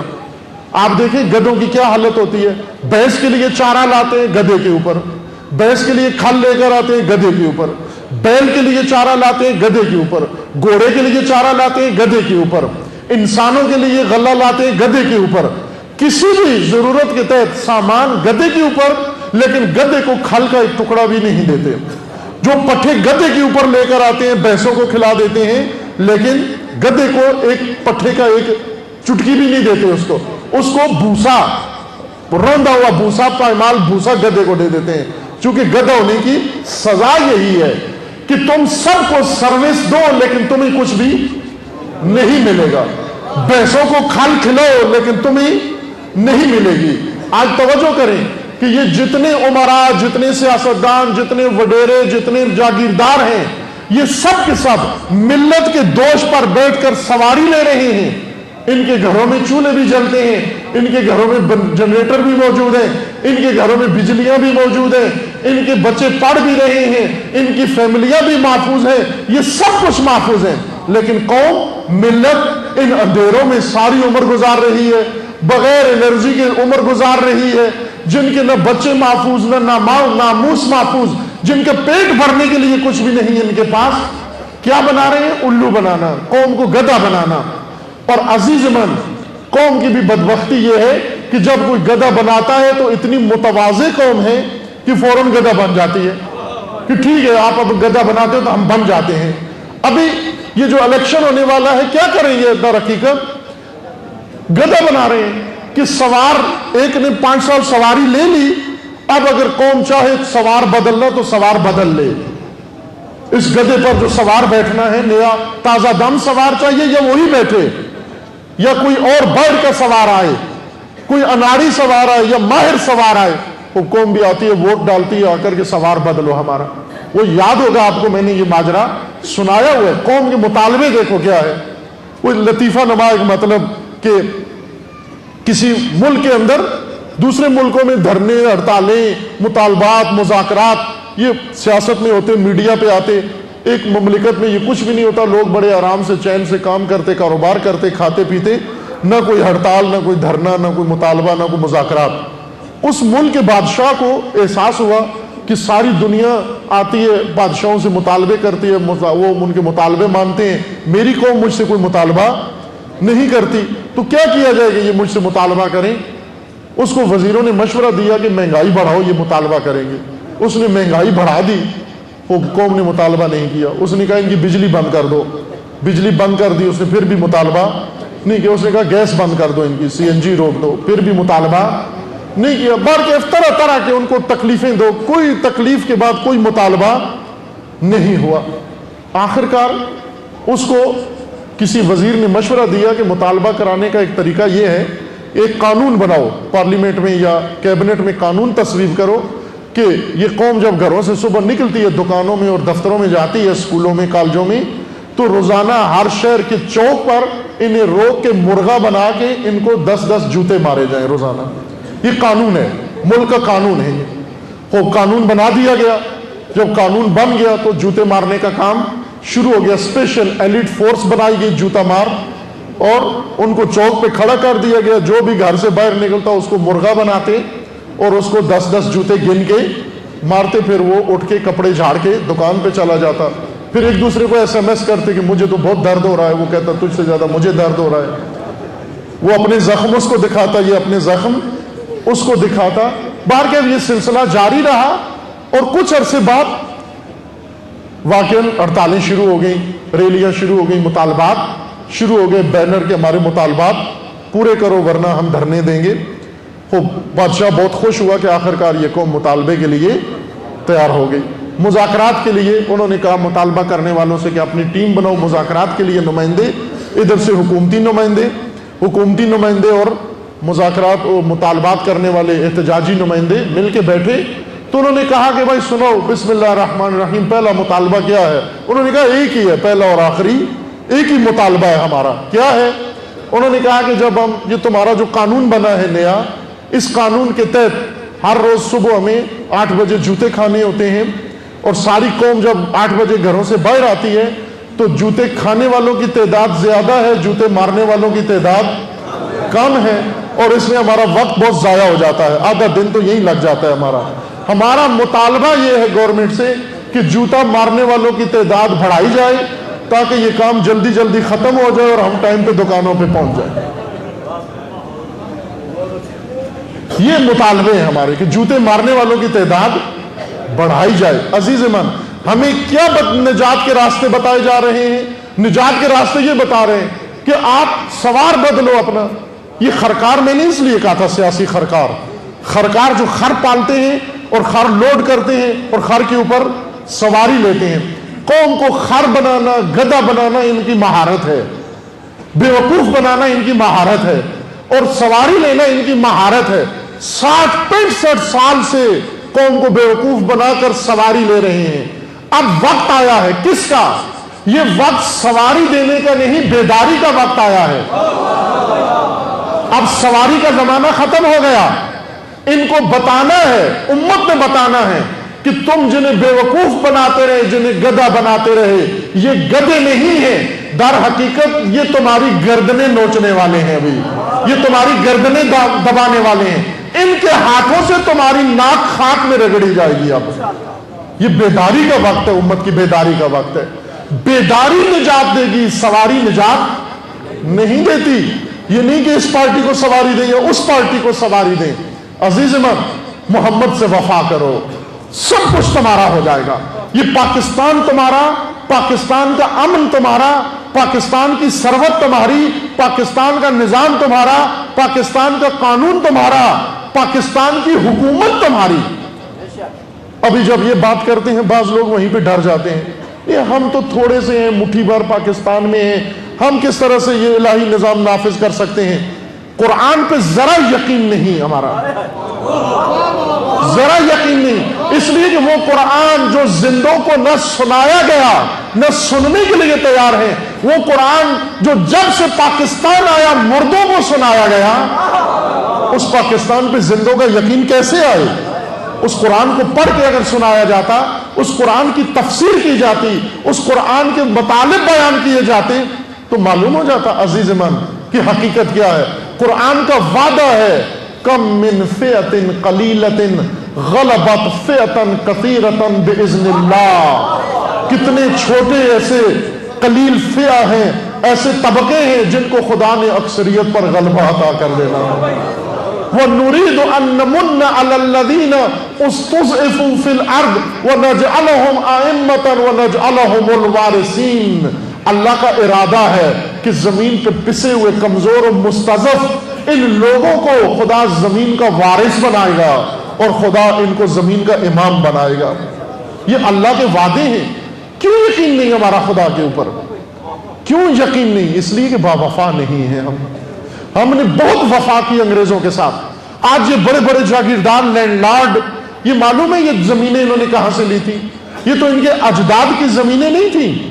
انگریز نے آ کر قوم کی زمینیں، ملت کی زمینیں اپنے خچروں کی خدمت کرنے والوں کو دے کر گئے کہ ان کو نواب بنا کے چلے گئے، یہاں پر ان کو سردار بنا کے چلے گئے۔ یہاں پر در حقیقت کیا کام کرتے تھے؟ انگریزوں کی خچریں استبل کی خدمت کرتے تھے۔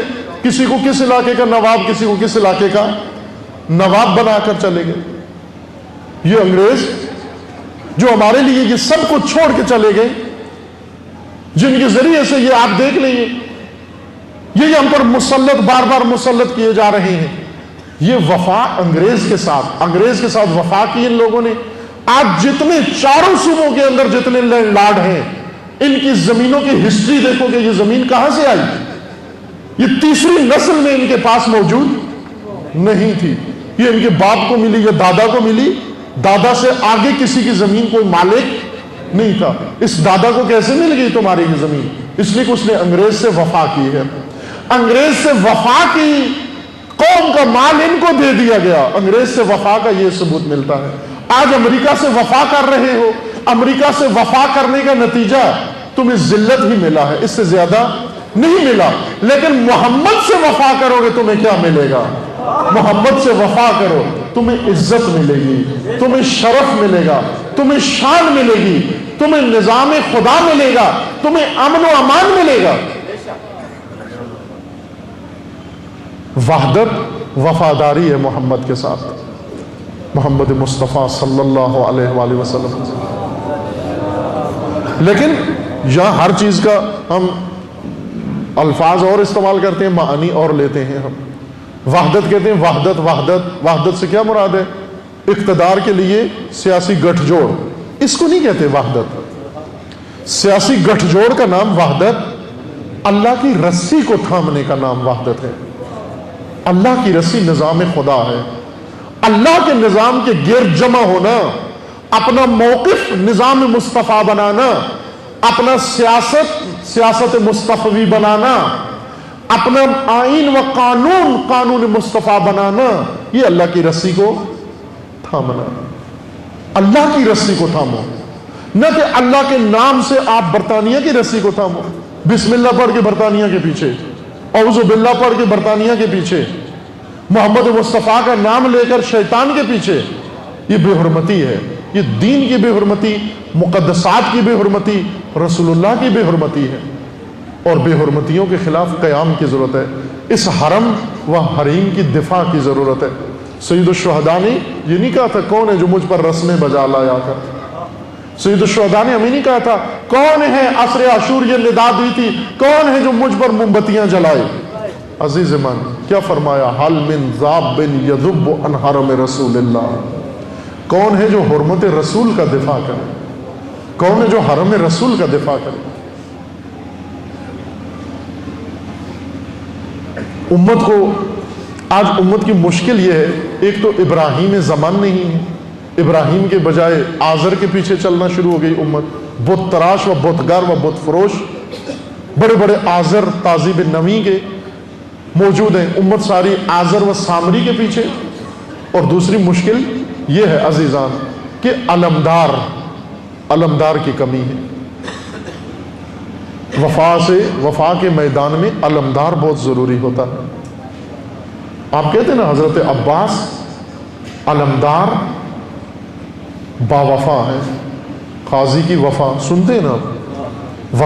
وفا کی ضرورت ہے، وفا کے لیے ایک علمدار کی ضرورت ہے، علم بردار کی ضرورت ہے۔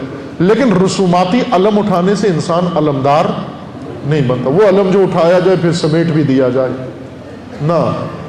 علمدار و با وفا اس وقت بنتا ہے کہ علم اٹھائے بازو کٹا دے لیکن علم نہ سمیٹے، پھر علم نہ سمیٹے۔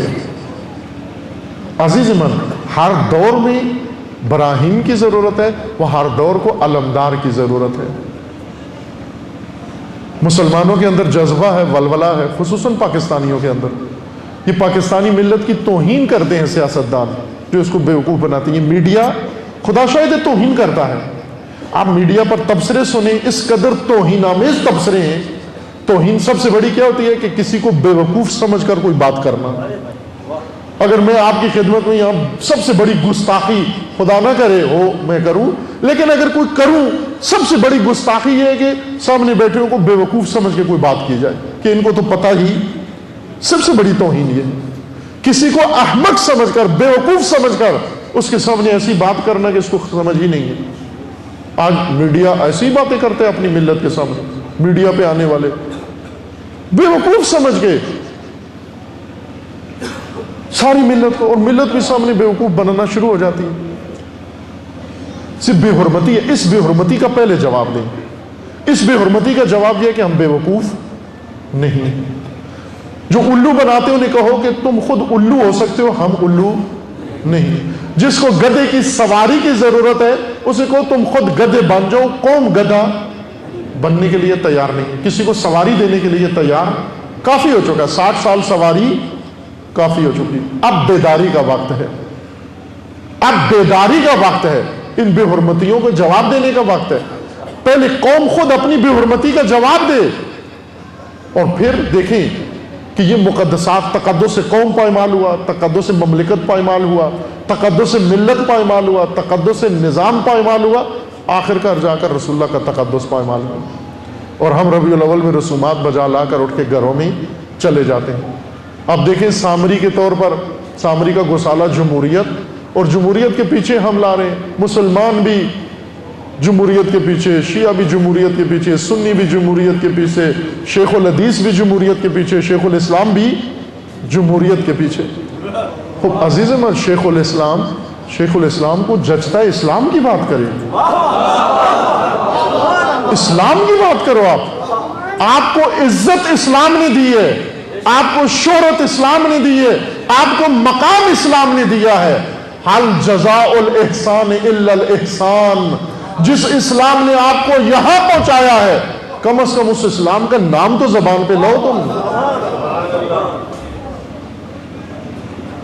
کتنا بہترین ہوتا کہ یہ ملت جو اسلام آباد میں اکٹھی ہوئی، 200 میٹر کے فاصلے پر گستاخ رسول کا آشیانہ تھا، امبیسی تھی 200 میٹر کے فاصلے پر، اور وہاں جا کر اس گستاخ پہلی ربیع الاول کو، یہ پہلی ربیع الاول کو شروع ہوا اسلام آباد میں یہ کام، اور پھر اس کے بعد ملت غرق ہو گئی اسی الیکشن میں۔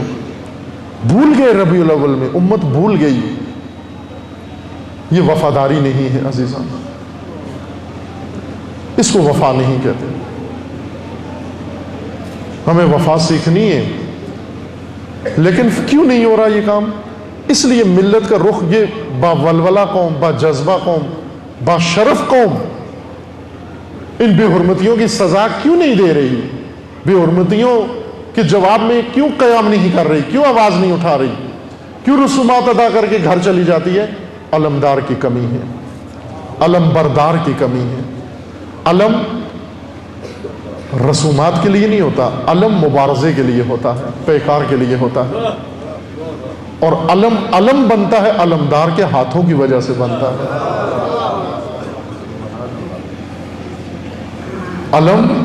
علمدار کی وجہ سے علم اٹھتا ہے۔ آج پاکستان کے قوم میں جس طرح ابراہیم زمان چاہیے، اسی طرح اس قوم کو علمدار بھی چاہیے۔ علمدار کون بنیں گے؟ جنہوں نے علم اٹھانے کی مشق کی ہوئی ہے۔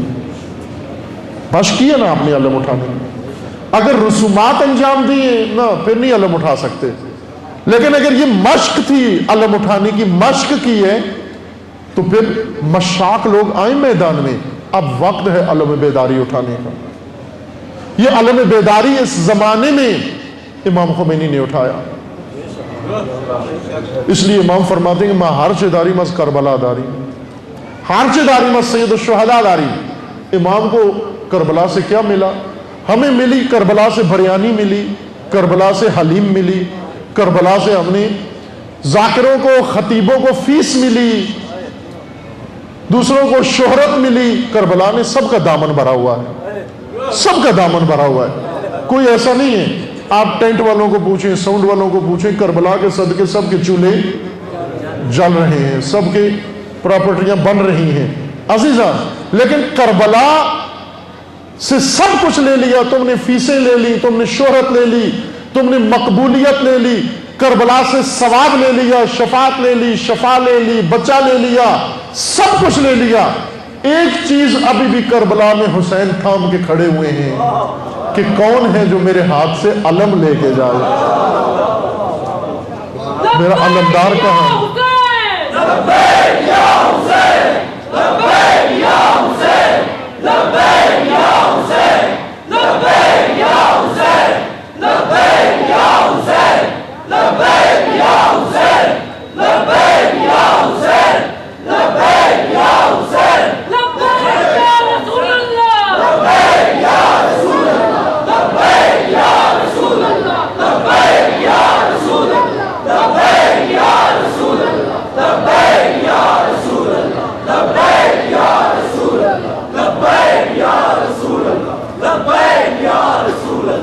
یہ تو میرے خیال میں یہ خواتین اگر لبیک کہیں تو مردوں سے زیادہ اونچی آواز میں کہیں گی لبیک۔ یہ اس طرح سے لبیک لگتا ہے کہ ابھی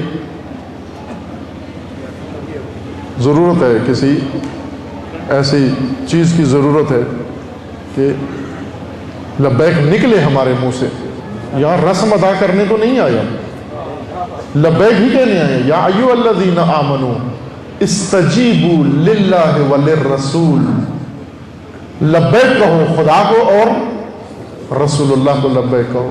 یہ لبیک طلب کی گئی ہے، مانگی گئی ہے آپ سے، باقی ہم زبردستی دیتے ہیں ان کو، جو انہوں نے مانگا ہے وہ لبیک مانگی ہے، باقی ہم ان کو عطا کر دیں گے، یہ بھی ہم سے لے لیں۔ انہوں نے لبیک مانگی ہے ہم سے، اس طرح سے لبیک کہو کہ کم از کم یہ مظفر پور والے سن لیں کہ یہاں بیٹھ کے اتنی بڑی جمعیت لبیک کہہ رہی ہے۔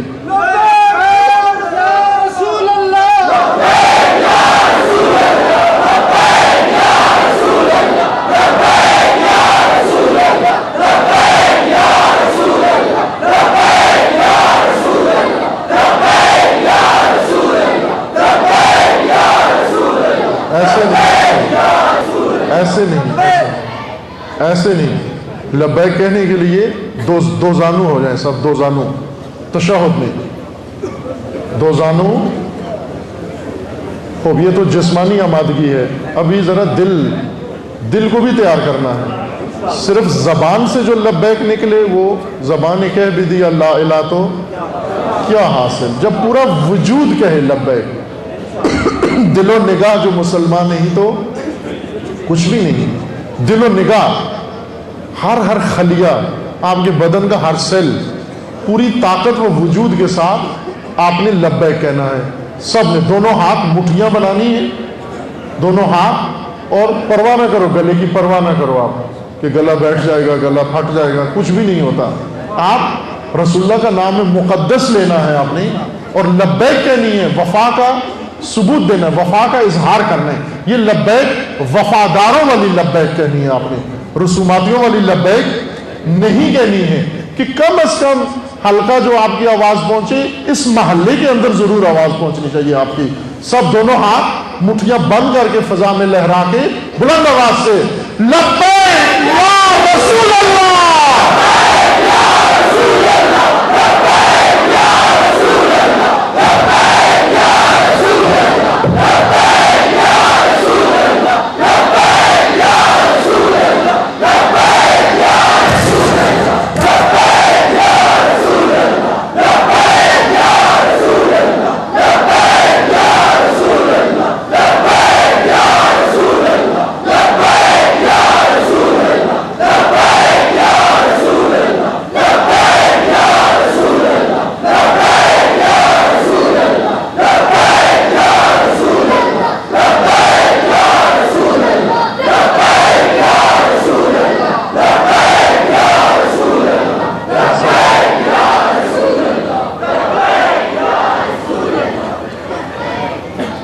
ابھی یہ کیمرے سے اس طرف والا ایک گروہ بن جائے اس طرف، دوسرا آخر تک انہوں نے کہنا ہے لبیک یا رسول اللہ، انہوں نے جواب دینا ہے لبیک یا حبیب اللہ۔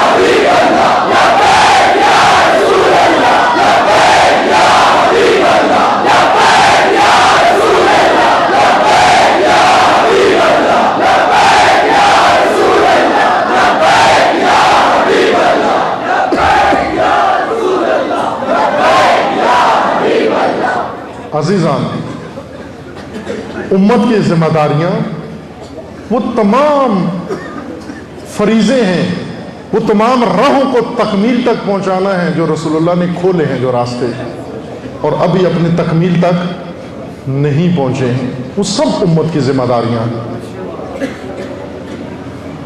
یہ ذمہ داریاں بیداری سے سمجھ میں آتی ہیں، ہوشیاری سے سمجھ میں آتی ہیں۔ بیداری اسی چیز کا نام ہے، بیداری گروہ بنانا نہیں، نہ تحریک بیداری گروہ ہے۔ بیداری یہ پوری امت مسلمہ، شیعہ و سنی، جوان و پیر، عورت اور مرد، سب کے سب آشنا ہو اپنی ذمہ داریوں سے، اپنے فرائض سے، اور ان ذمہ داریوں کو بر وقت ادا کریں۔ اور یہ وقت ہے امت کی بیداری کا، یہی وقت ہے امت کی بیداری کا، تاکہ ملک بھی نجات پائے، امت بھی نجات پائے، ملت بھی نجات پائے، اور ان تمام مسائل سے یہ ملت نجات پائے جن میں آج ہم کڑ رہے ہیں، اور جن میں ہم سہارا لے رہے ہیں ان شعبدہ بازوں کا، سیاست بازوں کا و سیاست دانوں کا، کہ یہ آئیں گے ہمیں آ کر نجات دیں گے، جو ملک کے ڈبونے کا باعث ہیں، جو ملک کی تباہی کا باعث ہیں، جن پر جرم ہے، ان پر سزا ہونی چاہیے، مقدمہ چلنا چاہیے، جن کو سزا ملنی چاہیے۔ ملت دوبارہ ان کو انتخاب کرنا ملت کا فریضہ نہیں ہے، وفا کرنا رسول اللہ کے ساتھ ملت کا فریضہ ہے۔ یہ پاکستان کی نجات کا راستہ ہے عزیزان۔ امام خمینی نے اس راہ سے اپنی ملت جگائی اور نجات دیا، لیکن اس نہضت کو علمدار کی ضرورت ہے۔ علمدار بیداری کا وہی قوم بن سکتی ہے جس نے علم اٹھانے کا مشق کی ہوئی ہے، جس نے مشق کی ہوئی ہے۔ اگر یہ علم بردار مل جائے اس قوم کو، پاکستانی ملت کو، جس کو علامہ اقبال فرماتے ہیں کہ بڑی زرخیز مٹی ہے اس کی، صرف ایک علمدار کی کمی ہے۔ یہ علمدار یعنی ہراول دستہ، بیداری کا ہراول دستہ اگر یہ نکل کھڑا ہو، بیدار ہو کر نکل کھڑا ہو، یہ ملک بچایا جا سکتا ہے۔ ورنہ بیوقوفوں کی طرح پھر انہی وعدوں پر یقین کر لینا، انہی سیاستوں پر یقین کر لینا، اور خود بھی کسی جگہ سیاست کے کسی کونے میں اپنی جگہ بنا لینا، یہ نجات کا ذریعہ نہیں ہے عزیزان۔ اس وقت پوری امت مسلمہ و بالخصوص پاکستان بہت سارے مسائل و مشکلات ہیں، اس کے اندر فہرست بھی بیان کروں تو پوری رات گزر جائے گی، آپ مجھ سے بہتر سمجھتے ہیں۔ ایک عزم اور ارادے کی ضرورت ہے، ملت کے ارادے کی ضرورت ہے، اور عہد کرنا رسول اللہ کے ساتھ و اللہ کے ساتھ، اور اس عہد کو وفا کرنے کی ضرورت ہے کہ انشاءاللہ آپ کو خداوند تبارک و تعالی رسول اللہ کے ساتھ وفاداروں میں سے قرار دے انشاءاللہ، اور ہم سب کو خداوند تبارک و تعالی اس عہد کو وفا کرنے کی توفیق عطا کرے انشاءاللہ۔ دعا مانگتے ہیں خداوند تبارک و تعالی کی بارگاہ میں، اللہم بحق اسمک العظیم الاعظم الاعز الاجل الاکرم، یا اللہ یا اللہ یا اللہ یا اللہ یا اللہ یا اللہ یا اللہ یا اللہ یا اللہ یا اللہ۔ خداوندہ بحق محمد و آل محمد اس امت کے اندر اتحاد و اتفاق برقرار فرما، اس ملت کے اندر بیداری و شعور عطا فرما۔ پروردگارہ اس ملت کے دشمنوں کو نیست و نابود فرما، دشمنان دین کو نیست و نابود فرما۔ پروردگارہ گستاخان رسول جنہوں نے رسول اللہ کی بارگاہ میں بے حرمتی کی ہے، ان کو اس صفحہ ہستی سے نیست و نابود فرما۔ ان گستاخان رسول کو سزا دینے کی توفیق امت رسول اللہ کو عطا فرما۔ پروردگارہ اس مملکت پاکستان کی حفاظت فرما، اس ملک کو اندرونی بیرونی دشمنوں کے شر سے محفوظ فرما، ملت پاکستان کے اندر اتحاد و اتفاق برقرار فرما۔ خدا بندہ اس ملت پاکستان کے اندر بیداری و شعور عطا فرما۔ خدا بندہ ہمیں رسول اللہ کے ساتھ وفاداری کی توفیق عطا فرما۔ پروردگارہ حزب اللہ کو کامیابی عطا فرما، سید مقاومت سید حسن نصر اللہ کی حفاظت فرما، راہبر معظم انقلاب اسلامی کا سایہ دراز فرما، انقلاب اسلامی کو دشمنوں کے شر سے محفوظ فرما، انقلاب اسلامی کو انقلاب امام زمان سے متصل فرما۔ پروردگارہ پیروان امیر المومنین عزاداران سید الشہداء جہاں کہیں بھی ہیں، بالخصوص پاکستان میں، کراچی میں، کوئٹہ میں، دیگر مقامات پر ان کے عزت و مال و جان و ناموس کی حفاظت فرما۔ اپنے ولی حق ولی اللہ العظم اجل اللہ تعالی فرج و شریف کا جلد از جلد ظہور فرما، ہمیں حضرت کے اعوان و انصار میں سے ہونے کی توفیق عطا فرما۔ آپ تمام وحدت ملت کے لیے، ملک کے اندر امن و امان کے لیے، مومنین کی صحت و سلامتی کے لیے، مومنین کی آپس میں محبت و الفت کے لیے، اور دشمنان دین کی نابودی کے لیے، خصوصاً گستاخان رسول کی نابودی کے لیے 3 دفعہ سب مل کر محمدی صلوات پڑھیے۔ محمد